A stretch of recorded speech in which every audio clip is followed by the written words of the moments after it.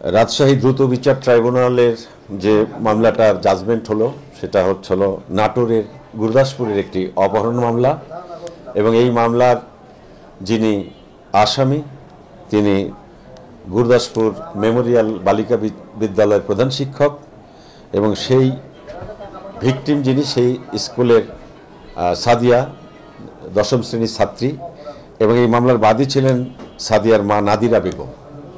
এই মামলাটা ঘটনা 1-10-2022 এবং দায়ের হয় 2-10-2022 তারিখ এবং মামলার যে বর্ণনা সেটা হলো যে এই ভিকটিমকে নিয়ে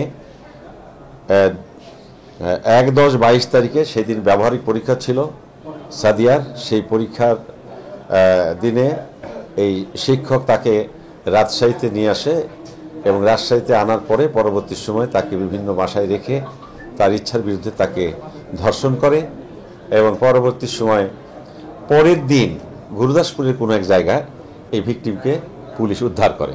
এটা হলো মোটামুটি মামলার ঘটনা। এই মামলায় রাষ্ট্রপক্ষ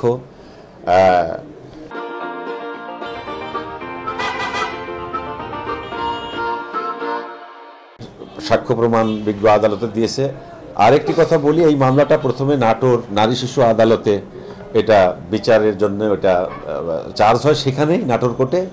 পরবর্তী সময় মন্ত্রণালয়ের স্বরাষ্ট্র মন্ত্রণালয়ের গেজেট হয়ে দ্রুত বিচারে নিষ্পত্তির জন্য আমার এই রাজশাহী কোর্টে আসে এবং বাদীপক্ষের সাক্ষ্য প্রমাণ এবং সমস্ত কিছু শেষে আজকে 11 তারিখ এই মামলার জাজমেন্ট হলো।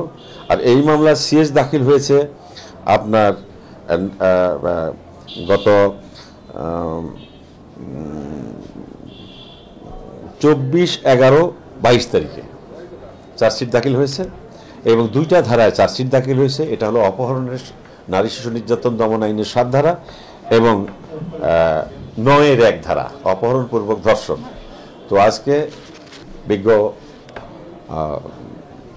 জজ সাহেব দুই পক্ষের সমস্ত সাক্ষ্য প্রমাণ পর্যালোচনা শেষে আজকে যে জাজমেন্ট দিলেন সেটা হলো 7 ধারায় এই আসামির 14 বছর কারাদণ্ড এবং 9-এর 1 যেটা ধর্ষণের ধারা সেটাতে যাবজ্জীবন জেল এবং 20,000 টাকা জরিমানা। এই আজকে এই মোকদ্দমার আসামির সাজা হলো।